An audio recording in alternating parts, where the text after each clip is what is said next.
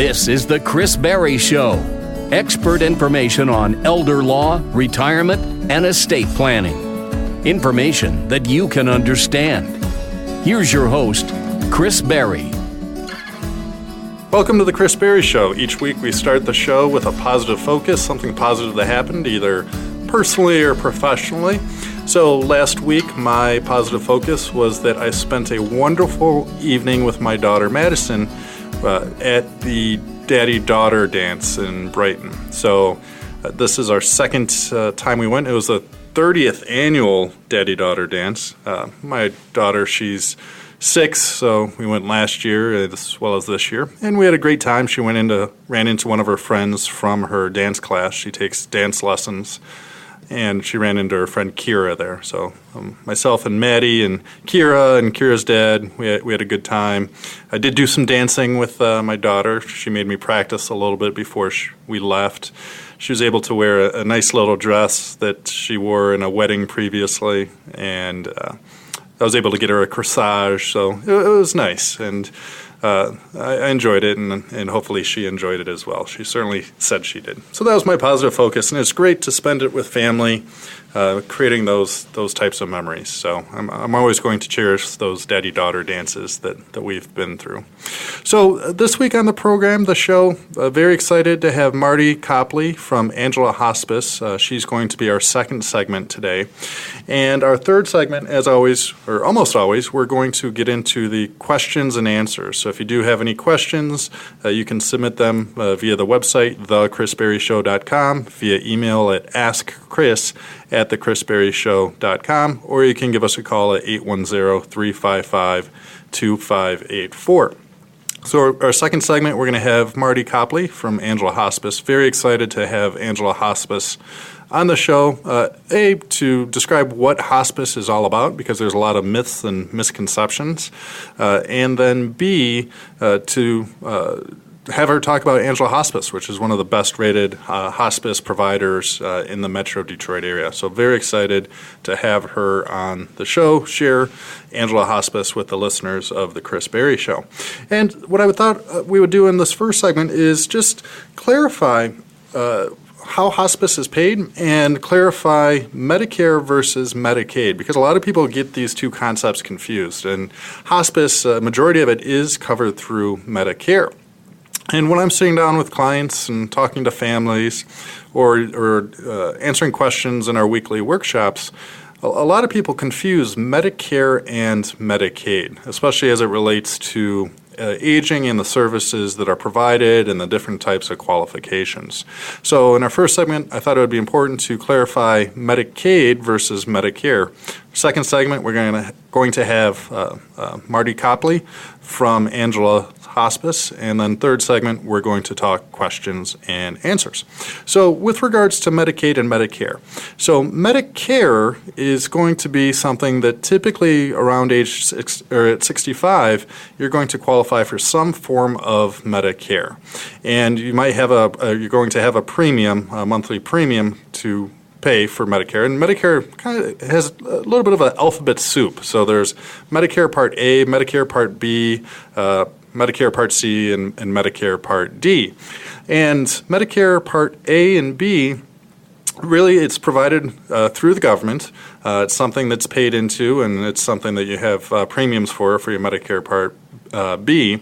But it's going to cover things like doctor visits, ambulances, as well as things like hospice and hospital stays. So those are going to be covered by Medicare Part A and Part B. And then your prescriptions are typically Medicare Part D, and there's lots of different prescription plans that are available.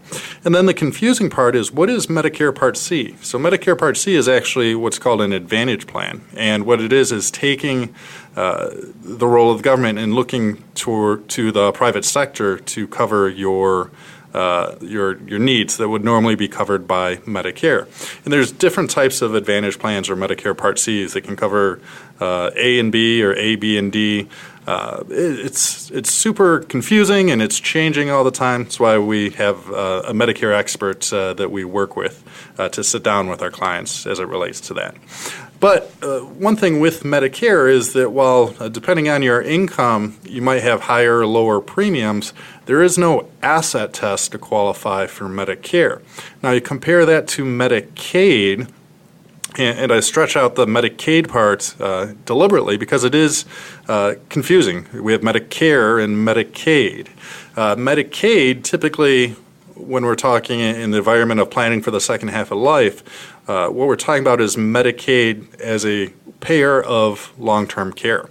A payer of long-term care, and when we see it typically in two situations. We see Medicaid cover long-term care costs in a nursing home, and we'll talk about how that works.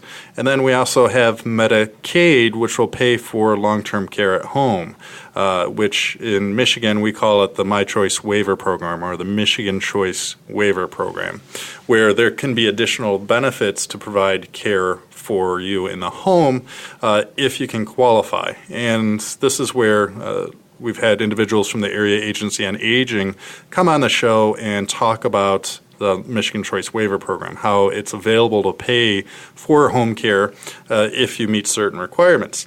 But unfortunately, a lot of times there is a waiting list to get on to that Medicaid in the home program known as the Michigan Choice Waiver Program. And so typically when we're talking Medicaid, typically what we're really looking at is long-term care in a nursing home. And these are topics that we cover in our book, The Caregiver's Legal Guide to Caring for a Loved One with Chronic Illness. And we talk about the distinction between Medicare and Medicaid. And if you want to learn more about this, for the first 5 listeners who call into the radio show at 810-355-2584, or who email us at askchris@thechrisberryshow.com, what we'll do is we'll send out a free copy of the book, The Caregiver's Legal Guide to Planning for a Loved One with Chronic Illness. Now, even if you're not a caregiver, it does a great job of talking about the elder care journey, talking about the distinctions between Medicaid and Medicare and how to qualify for Medicaid. So if you do want that information, give us a call at 810-355-2584. For the first 5 listeners that call in, we'll send out a free copy of that book. All we need is your name and address. So again, give us a call, 810-355-2584, or you can email us.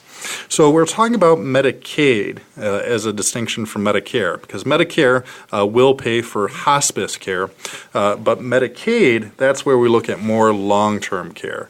Medicare typically pays for things like short-term rehab. So if you're to fall, break your hip, go into the hospital, be discharged from that hospital, assuming you've been admitted there for 3 days, be discharged from the hospital, and then you could receive care in a nursing home for 1 to 20 days with zero out of pocket, all covered by Medicare. And then you might have a supplemental insurance policy that will cover the remaining 21 to 100 days. Otherwise, you're going to have a copay to go along with Medicare of $169 per day, roughly. But if you do have a supplemental insurance program or supplemental insurance in place, then it could cover that 21 to 100 period that Medicare has a copay along with you. But then after 100 days, Medicare runs out in the nursing home. And you do have to be rehabbing the whole time that you are in the nursing home. So if you're not participating in that rehab, then Medicare is going to drop off. And I've seen this happen many times where, let's say, a mom who has dementia falls, breaks her hip, but the dementia is so bad that she's not participating in the rehab, and families are counting on having that 100 days, but if you're not participating in the rehab, then you're not going to get the full 100 days. So Medicare covers the rehabilitation that one may receive in a nursing home, but it's not going to pay for long-term care. So typically what we see is someone will go into a nursing home through Medicare. So maybe some type of event that warrants a hospital stay where you're admitted for 3 days, and then from there you're discharged into a nursing home where 1 to 20 days will be covered fully by Medicare. And then 21 to 100, you're going to have a copay of about $169 per day. Unless you have supplemental insurance, then that supplemental insurance will cover your copay. But then after 100 days, Medicare is going to run out. And now we need to figure out how are we going to pay for that nursing home level care if that's where we need to stay. Because a nursing home these days costs about $8,000 to $12,000 a month in the Metro Detroit area. Now, you might find some cheaper, you might find some that are more expensive. I had one individual whose mom was in a nursing home paying over $14,000 a month. And so the question is, how are we going to go about paying for that? And that's where Medicaid can potentially come in as a payer of long-term care in a nursing home. So Medicare covers short-term rehab. Medicaid could potentially cover the long-term care in that nursing home. But to qualify for Medicaid, there's an asset test, unlike Medicare. Medicare doesn't have any type of asset test. There are some income limits where if you make too much income, you're going to have a higher monthly premium for your Medicare Part B, but there is no asset test to qualify for Medicare like there is for Medicaid. So to qualify for Medicaid in a nursing home, a single individual can only have $2,000 worth of countable assets. Countable assets are basically everything other than a home, small cash value of life insurance, personal belongings, prepaid funeral, and an automobile. Everything else would be a countable asset. So things like your IRAs, your checking, your savings, your spouse's retirement accounts. All of those in Michigan are countable assets, meaning if you're over $2,000 as a single individual of countable assets, you're not going to receive or not be able to receive any type of Medicaid benefits, meaning you're going to have to look at another payer for your long-term care in a nursing home, if that's the case. Whether it's private pay, long-term care insurance, veterans benefits, the kids paying. You have to look at something other than Medicaid. And then if you're a married couple, what they're going to do is if one spouse is in the nursing home and one spouse is living in the community, then they're going to make you cut your assets in half, so the spouse in the community would be able to keep half of their assets up to $120,000. So if one spouse is in the nursing home receiving care, they're entitled to keep $2,000 worth of countable assets.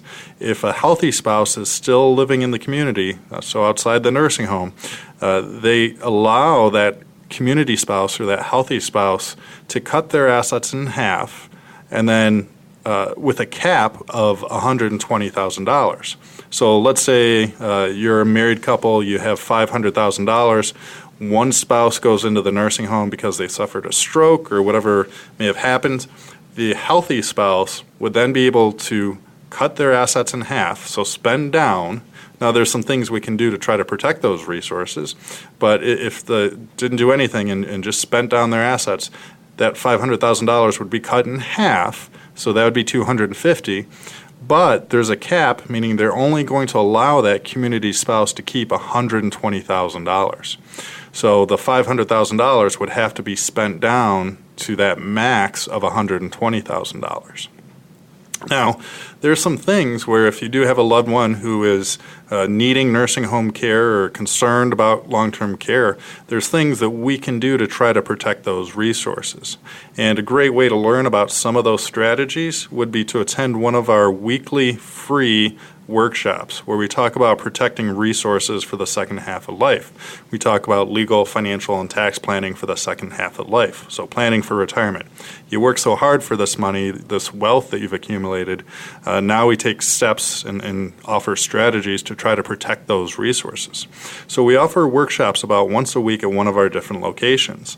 And in March, we have workshops in Bloomfield Hills, Novi, as well as Brighton at our offices.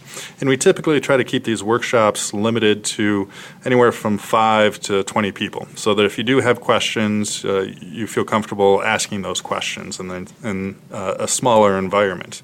So our workshops in March, we're going to be in Novi, Wednesday, March 13th at 6 p.m. And usually the workshop's about an hour to an hour and a half. And then also we're going to be in Novi on Thursday, March 21st at 2 p.m. And then Brighton, Tuesday, March 19th at 10 a.m. And then Bloomfield Hills on Thursday, March 14th at 10 a.m. So it's a great educational workshop where we talk about planning for the second half of life, talk about legal, financial, and tax planning strategies to try to maximize your money so your money doesn't go to the nursing home, to the government, because I'd rather you spend your money than having the government spend your money. So we do offer those weekly workshops where we do talk about Medicaid and long-term care planning, and we talk briefly about Medicare and how the distinction between Medicare and Medicaid.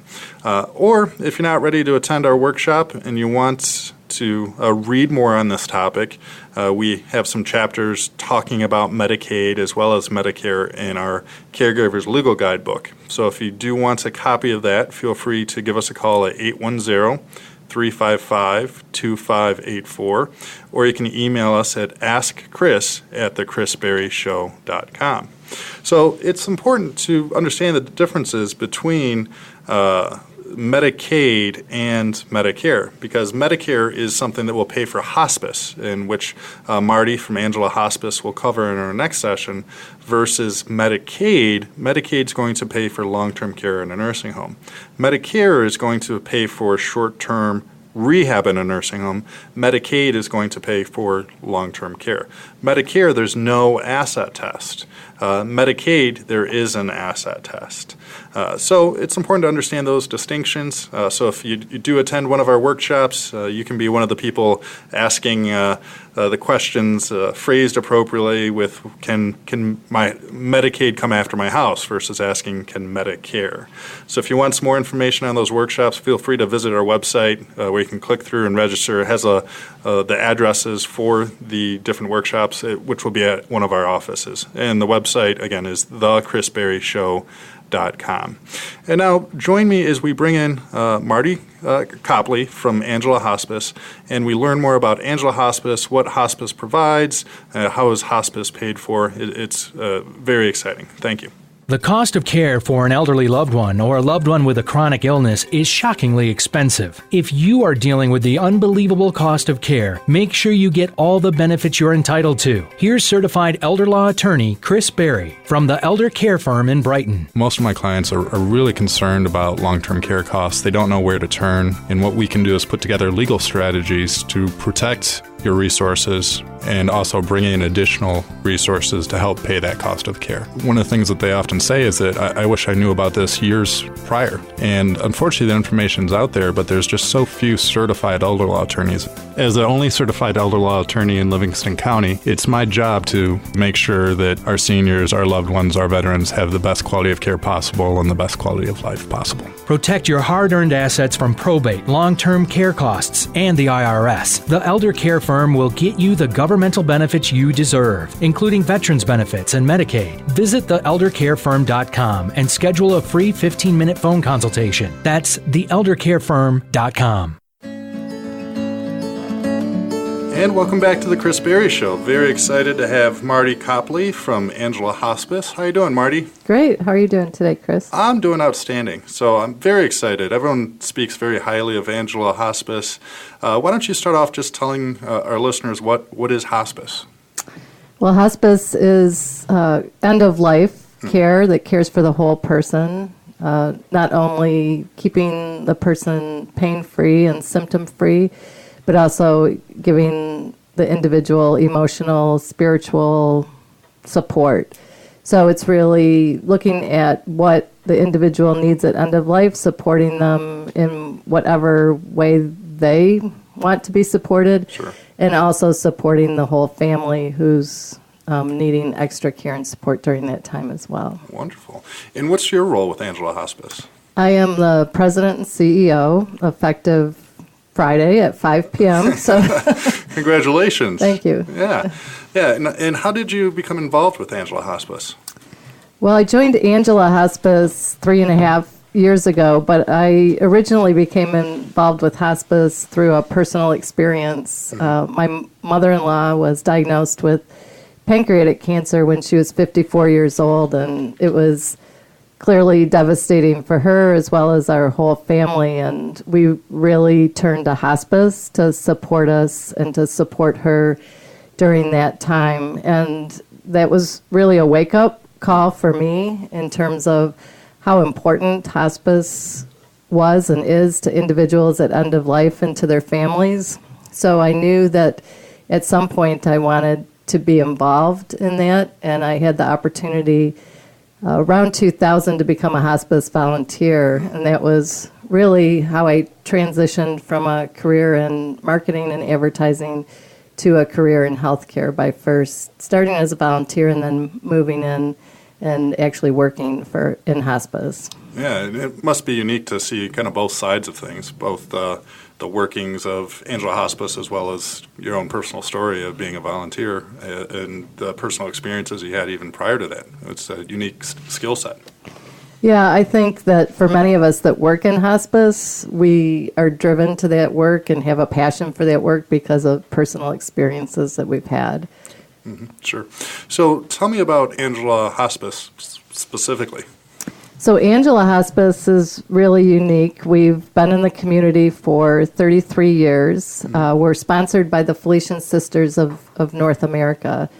And it's really, our hospice is really a ministry of the Felician Sisters to provide compassionate care for the dying in the community. One sister, Sister Mary Giovanni, had the vision in the 80s to bring end-of-life care to the community.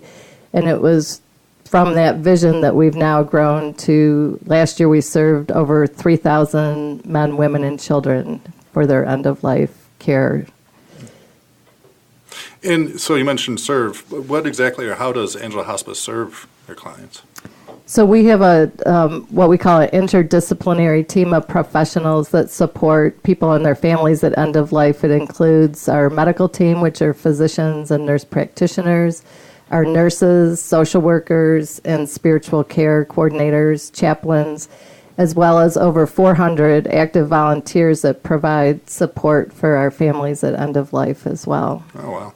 And I know you volunteered, and you mentioned these volunteers. How does someone become a volunteer if they were interested in becoming a volunteer with Angela Hospice? If anyone wanted to become a volunteer with Angela Hospice, they could go to our website, which is askforangela.com, and go to the volunteer drop-down and learn about our next volunteer training. Our volunteers are required to go through a 6-week training to learn about end of life and the concerns that people have at end of life so that they can best support our patients and families. Sure. And how do people get connected to hospice and Angela Hospice? What's kind of the entry into Angela Hospice? Well, in order to be eligible for hospice, it does require a physician's order. So if you or a loved one is dealing with a disease that is life-limiting, it is important to talk to your physician about what you want to do in terms of your plan of care at that point in time.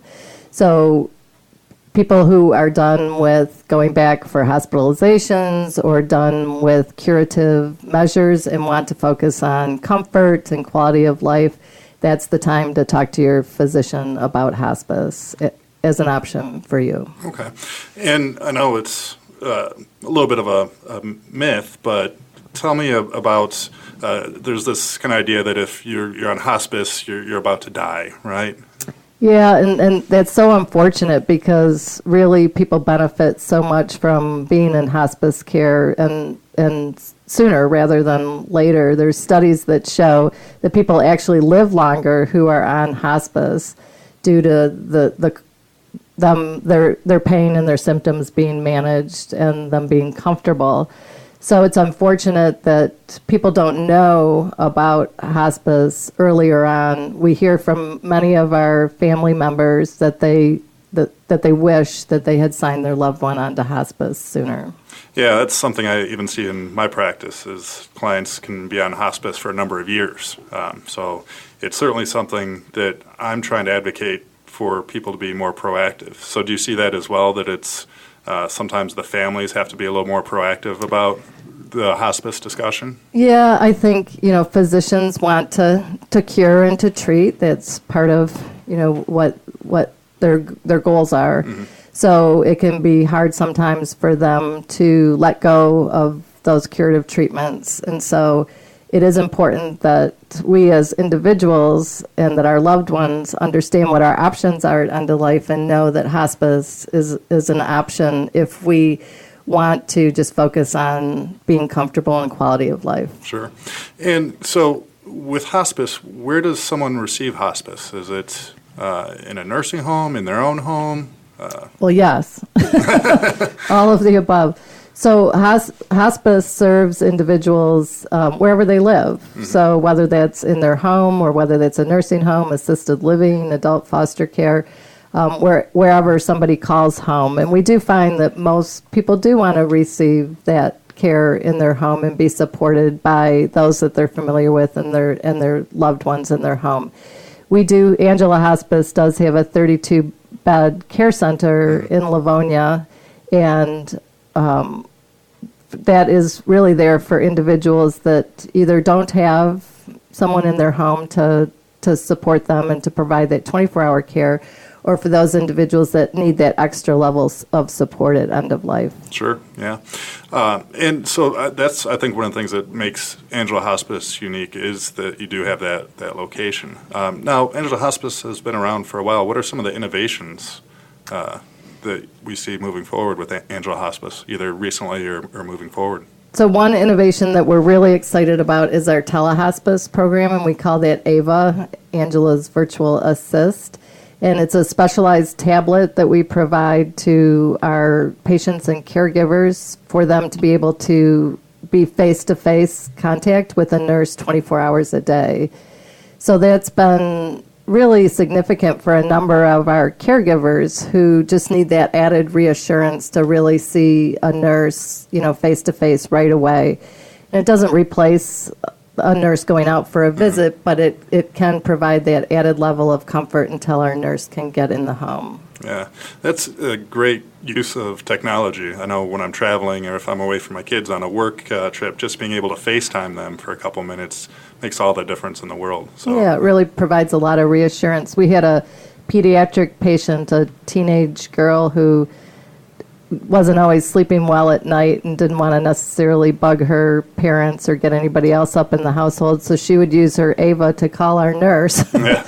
And they would just chat yeah. into the evening. So that was a unique use of our telehospice, but definitely brought her a lot of comfort. Yeah, wow, that sounds like a great program, something definitely forward-thinking. What else, I guess, in the future is Angela Hospice exploring? So we're really looking at complementary therapies as rounding out our support for patients and families. A lot of studies have found that music and pet therapy, aromatherapy, massage, healing touch, all of those complementary therapies really are therapeutic to individuals at end of life and can bring a lot of peace and comfort. Yeah, that's outstanding. And again, I think that's one of the things that makes Angela Hospice unique in terms of hospice providers. So what feedback have you been hearing from families with regards to kind of these new innovations or just the care and services that Angela Hospice provides? So I think in terms of the complementary therapies, it's the feedback has been really positive, and it's really individualized. I mean, some people want to have a pet visit, whereas others would prefer a massage. Sure. So it really depends on the individual what complementary therapies we offer, but I think it gives the individual also just that added level of companionship and support while they're at end of life. Sure. Now, with all these services and all the support that Angela Hospice offers, what is the cost to the patient or the person receiving the care? So one thing that I think a lot of people don't realize is that hospice is a Medicare benefit. So that if you have Medicare, then you're entitled to the hospice benefit. So if an individual is in their own home and receiving hospice care, there really is no cost to them. Medicare would pick up the cost of the hospice services. So if an individual is in an inpatient setting, then there are costs for room and board. But one thing that is really important for Angela Hospice, and one of our core values is solidarity with the poor, is that hospice services should be available to every individual regardless of their financial circumstances. So we are blessed to have a donor base that allows us to have what we call a Good Samaritan Fund. So we're, proud to say that we never turn anyone away for hospice care, regardless of whether they have insurance or not. Okay. Thank you. And so with that, you mentioned faith-based. Is Angela Hospice available to anyone of any faith? Angela Hospice is definitely available to anyone who needs end-of-life care. I mean, the best way that I can sum that up is a quote from the Felician Sisters foundress, Blessed Mary Angela, who said, "Help all without discrimination, friend and foe alike, everyone is our neighbor." And that really is what we work by, that we care for all individuals, all faiths, all individuals that need end-of-life care. And if one of our listeners right now has a loved one that may be needing services, how would they get in touch with Angela Hospice? Well, they can call us at 866-464-7810, or they can go to our website at askforangela.com. All right, wonderful. And we'll make sure to have that in the show notes. So if you go to thechrisberryshow.com, if you need that information, it'll be there. And again, what's the phone number? It's 866-464-7810. Wonderful. And then what are the things that Angela Hospice is doing in terms of community outreach? So we have a lot of different programs that are focused on the community. Our bereavement program is very extensive, and we offer bereavement services, grief support to all of our families, of course, that have had a loved one in hospice. But we also provide that bereavement support to the community free of charge. So we have also provided a lot of support for those that have lost a loved one to suicide. And so we are there for the community to provide either one-on-one grief support or group support, whatever is most appropriate for the individual. Yeah. And if a family gets a referral for hospice, can they choose any hospice provider, or do they have to use the one that the doctor recommends? Well, that's really important. I think that people understand that they have choice and that they can choose whatever hospice they would like to choose, that their doctor may be familiar with one, but that they really should make an informed decision. Angela Hospice is actually the highest quality, has the highest quality rating of all hospices in Southeast Michigan. And the way that individuals can see the quality scores of different hospices is to go to the Medicare.gov website and look at the hospice compare. And that will tell you how caregivers rated hospices that they had personal experience with. Yeah, and that's an amazing tool to be able to utilize, is to be able to go to that website and see the ratings. So, Marti, I appreciate you taking time to explain what Angela Hospice is and what makes Angela Hospice unique. If an individual wants to learn more or be connected to Angela Hospice, what's that phone number again and the website? It's 866-464-7810, askforangela.com. Okay. Well, Marti, I want to thank you so much. I certainly appreciate you taking time. And what was that quote again that you read? I thought that was a great quote that maybe we could go out on. So Blessed Mary Angela, the foundress of the Felician Sisters, said, "Help all without discrimination, friend and foe alike. Everyone is our neighbor." Well, Marti, thank you so much. I appreciate you being on the show. Stick with us in our next session as we talk your questions and answers. And again, Marti, thank you so much. One more time, what's the phone number and address or web address? 866-464-7810, and the website is askforangela.com. All right. Thank you, Marti. Thank you. If you or a loved one is facing long-term care costs, make sure you talk with certified elder law attorney Chris Berry from the Elder Care Firm, like Jennifer did from Howell. This past summer, my mom had to transition into a nursing home. So we contacted Chris to help get things in order. You know, I wanted the best. I wanted somebody who knew what they were doing. Chris was able to help save a lot of that money that my mom and dad both worked so hard for. I thought that everything would have to go to the nursing home, but it didn't. He was able to save us half of everything that would have gone if we hadn't contacted the Elder Care Firm. And we're all happy about that. Don't go to the nursing home without contacting Chris first. Hello, I'm attorney Chris Berry. The Elder Care Firm is here to help you and your family find solutions. Call us today. Protect your assets from probate, long-term care costs, the IRS, and get the governmental benefits you deserve. Visit theeldercarefirm.com today or call 810-214-3800. 810-214-3800. Welcome back to the Chris Berry Show. Hopefully you enjoyed that interview with Marti Coplai from Angela Hospice. I think she shared some great information, and Angela Hospice is a great hospice provider. And I think she did a good job of dispelling some of the myths about hospice.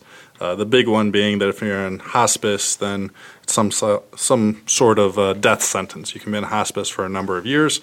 And then also describing how hospice is covered by Medicare, and typically there's hardly anything out of pocket to the patients. So now what we're going to do is get into our question and answer segment of the Chris Berry Show. And if you do have any questions, you can always email in your questions at askchris@thechrisberryshow.com or give us a call at 810-355-2584 and leave a message if we're not there. So the first question is, my brother is on my dad's deed as owner of the house. However, I have read the will and it clearly states everything is 50-50. And this is from Tom. My dad put my brother on the deed for certain reasons, but my brother and I knew my dad's wishes. And the will also states everything is to be equally divided between me and my brother. My brother wants to stay in the house, so does that mean I end up with nothing? Well, what happens is that when someone passes away, there's 4 ways that assets can transition out of that individual's name. So first would be through joint ownership. So if you're joint on a checking account with someone and that someone passes away, then you would get the checking account. Second would be through beneficiary designations. So if you have a life insurance policy, you've named someone as a beneficiary of that life insurance policy, it goes to whoever is named as a beneficiary. Third would be through a trust. And we have different types of trusts. We have living trusts. We have asset protection trusts. There's irrevocable life insurance trusts. There's lots of different types of trusts out there. So if an asset is held in a trust and you pass away, it follows the terms of the trust. Fourth would be probate. So if an asset doesn't pass through joint ownership, beneficiary designation, trust, then it ends up going into probate. And that's what most people want to try to avoid because it's a court process, it's time-consuming, it's costly. So now getting to your situation with your brother, says your dad had a will that said everything is split 50-50 between the 2 kids. That clearly makes sense. But understand that the will only gives instructions to the probate court. So if the asset, in this case the house, does not end up going into probate, then the will does not control it. So in this situation, it looks like your brother is on your dad's deed. So the question would be, is how is it titled? Is it dad and brother, joint ownership with right of survivorship? Does it just say dad and brother? Does it say dad and brother as tenants in common? Does it say dad for his lifetime and then upon death it goes to brother? It really depends on what the deed says. But assuming it is dad and brother with right of survivorship, which is kind of the most common form of joint ownership, so joint ownership with right of survivorship, then even though the will says it's supposed to be split 50-50, that home would go to your brother. Now you might be able to work something out with your brother at the end of the day, but understand legally that home is now in your brother's name if it was in fact joint ownership with right of survivorship. Your only options would be to try to work something out with your brother or potentially take it to court, and once in probate court you never know what's going to happen. But hopefully you can work it out. So long story short, most likely that home would be now your brother's. This takes me to the next question. What type of documents do I need to state who I want to take care of my child if I were to die? This is from Cassie. I'm not sure if I need to go to an estate lawyer or if there's a form I can sign to document who I want to take care of my child, or if something were to happen to both I and my husband. We do not currently have a will. Is that what I need to have completed? If so, do I go through a lawyer to make everything legal? So, Cassie, it sounds like you have a minor child at home. So the question is, what happens if you were to pass away, or you and your husband were to pass away? What document do you need in place? And I would say there's a couple documents that you need, or you should have. First would be a will. So like you said, a will is very important because a will gives instructions to the probate court on how to administer your estate. But most importantly, if you have minor children, what a will does is that it appoints guardianship for your minor child. So if you have young children at home, you need to have a will in place. God forbid you pass away, the will gives instructions to the court on who the court would then appoint as a guardian for your minor child or minor children. So a will is very important when you have young children at home. Anyone under the age of 18, you need to have a will and you need to appoint guardianship through that will. So that's very important. And then the second document that I'd recommend, or the second thing to think about, would be having a trust, even if it's a simple revocable living trust. Because think of a trust kind of like a suitcase. God forbid something happens to you, whatever is in the trust, you can appoint a successor trustee, someone to manage the assets for the benefit of your children. So think of it like a suitcase. While you're alive and well, you're holding on to the suitcase, you put your stuff in the suitcase, and then God forbid you pass away, you pass that suitcase or briefcase onto a successor trustee who can then follow the terms of the trust and distribute assets to your beneficiaries in a manner of your choice. So this is important when you have minor children, because let's say you appoint maybe your brother as the guardian. So let's take my situation. I have an 8-year-old and a 6-year-old. I have my daughter Madison and my son Ryan. If I were to pass away and then I appoint someone else as a guardian, well, now they have the added responsibility of taking care of 2 children, feeding 2 more children, having them go to school, need braces. So it's one thing to appoint guardianship, but also an important part of it is we need to make sure that that guardian has the money to support those children in the manner that you want. So there's one thing that's important here is life insurance. So there should be some form of life insurance, most likely, depending on the situation. But a lot of times life insurance, whether it's term or permanent, is used to basically fund these children's futures, to pay for things like braces and food and school and summer camps, college, all of those things that you as a parent probably would be wanting for your child. And then we don't want to name the children as beneficiaries of the life insurance because they're minors. If you're under the age of 18, you can't even inherit property outright. And even if you could, if my kids were to inherit my life insurance, they'd spend all the money on Legos, which I think would be kind of fun, but probably not the best use of the money. So this is where we looked at a revocable living trust. So a revocable living trust or some form of trust would be the beneficiary of the life insurance. So the will would appoint guardianship, so who's going to take care of the kids or child. Life insurance is a way to fund the future of those children, and with a trust, that controls how that life insurance would be used. So you could appoint, let's say, your brother is the guardian of the children, and your brother could be the trustee managing the money for the benefit of the kids, or you could even appoint someone else as a trustee. So sometimes the person you'd appoint as guardian in the will, maybe they don't make great financial choices and you want a check and balance in there, you could appoint someone else as a trustee to manage the money so that you have a good check and balance there. Now the guardian would go to the trustee to say, hey, I need money for school or braces and monthly support. And then the trustee would cut the check for that. But if that guardian were to go to the trustee and say, hey, I need money to drive these kids to school in a Ferrari, well, then the trustee might say no, and that's not a good use of the money. So, Cassie, I think you need to think about more than just a will. Do you need a lawyer to make a will? No. I've had clients bring in something they downloaded off the internet at LegalZoom or Susie Orman. That's a legal document. Is that what they need? Most likely, no. They probably need a little bit more.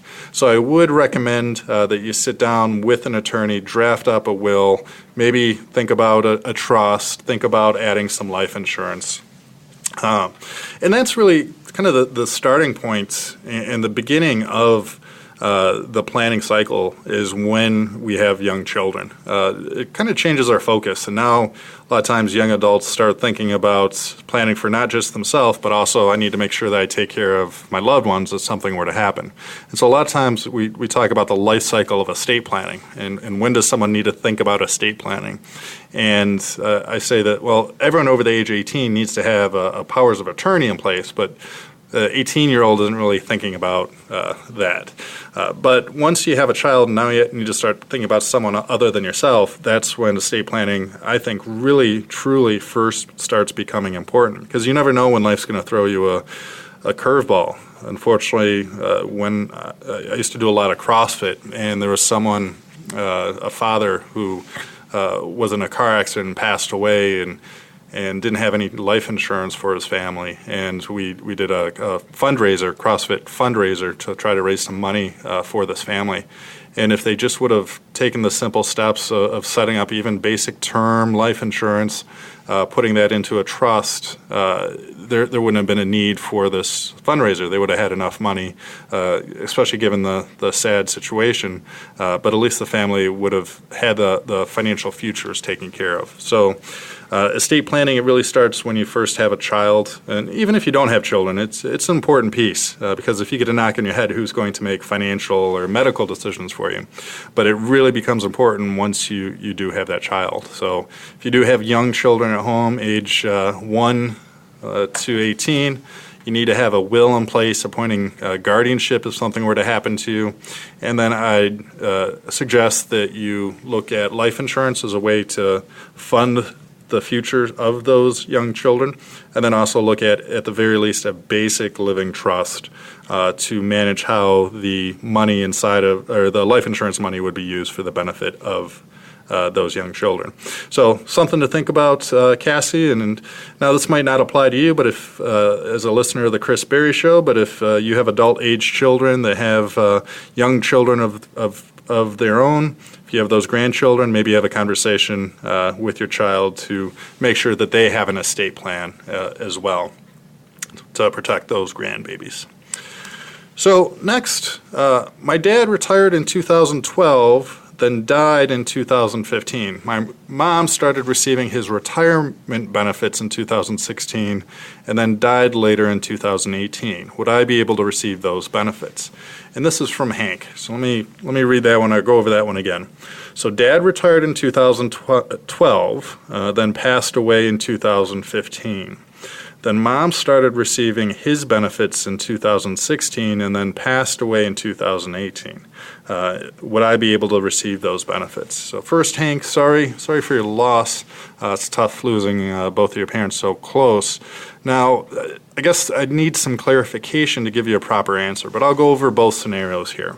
So when you're talking about retirement benefits, a lot of times there's two types of benefits we're looking at. One would be fixed sources of income. So a retirement benefit could be something like a pension, where it's just income coming out monthly. And so your dad, when he retired, maybe he had a pension that was coming to him. And that's just an income stream similar to Social Security. And with that pension, he could have made an election, potentially, where he could elect that he would receive his full pension, 100% of the pension, but then when he passed away, then that pension goes away. Or he might have been able to do an election where it says that if he passes away, then the pension might drop down a little bit, but then Mom could receive that benefit as well. So in your question, you say that Mom did receive his benefits. So that tells me if a pension, he did make an election for the spouse to receive that pension as well, most likely at a reduced amount. But unfortunately, when Mom passes away, that pension is typically going to end. So when we're talking about planning for death and passing things down to the children, unfortunately the pension we can't pass down to the next generation. We can make a spousal election where the spouse can receive a portion of the pension upon the death of the worker, but typically that will not flow down to the next generation. So if it is a retirement benefit like a pension, then unfortunately there's not going to be anything that you're going to receive from that, Hank. Now, the second option would be that these retirement benefits that you're referring to are actually something like a 401k or IRA, where there's an asset that maybe dad was drawing on and then mom was drawing on, or they're receiving income from the investments. So that would be something that we could plan for. That would be something that would potentially, if there's anything left over in that account, drop down to the next generation, depending on who the listed beneficiaries of those IRAs and 401ks are. So if that's the case, then what I would do is contact the plan administrator, whether it's the Fidelity or TD Ameritrade or whoever, to transfer that asset. And then the asset transfer would work just like we talked about earlier in this question and answer session of looking at, okay, who are the beneficiaries? So remember, upon death, an asset transfers through joint ownership, beneficiary designation, trust, or probate. So hopefully dad named a beneficiary of that asset. But most likely, the way you described it, I'm thinking it was actually a pure income stream from a pension. And if that's the case, unfortunately, there wouldn't be anything left over. So it's important to clarify, there's different types of retirement benefits out there. There's things like pensions, which are straight income streams that typically upon death end unless there's a spousal election made. Or was it an asset like a 401k or IRA that can create income, especially when we start talking about required minimum distributions. So Hank, hopefully that was helpful. So now if you want your questions answered live, you can attend one of our weekly workshops. We have them in Novi, Brighton, and Bloomfield Hills in March. To learn more, give us a call at 810-355-2584 or visit us online at thechrisberryshow.com, where you can click through and see a list of our upcoming workshops and attend a workshop. You do have to RSVP. Seating is limited at our different locations, and sometimes they get full pretty quick. So if you are interested, give us a call or visit us online. And with that, make it a great week. Look forward to talking to you next week. Take care. Learn more about Chris Berry and the Elder Care Firm by visiting online at MichiganEstatePlanning.com. That's MichiganEstatePlanning.com. You can also call Chris Berry at 888-390-4360. 888-390-4360. This program content reflects the opinions of Chris Berry and his guests, not the Elder Care Firm, Prosperity Capital Advisors, or the C.J. Berry Group, and is subject to change at any time without notice. Content provided herein is for informational purposes only and should not be used or construed as investment or legal advice or a recommendation regarding the purchase or sale of any security or to follow any legal or tax strategy. There's no guarantee that the strategist's statements, opinions, or forecast provided herein will prove to be correct. Past performance is not a guarantee of future results. Indices are not available for direct investment. Any investor who attempts to mimic the performance of an index would incur fees and expenses, which would reduce returns. All investing involves risk, including the potential for loss of principal. There's no guarantee that any investment plan or strategy will be successful. We recommend that you consult with a professional dedicated to your needs. This program is furnished by the Elder Care Firm.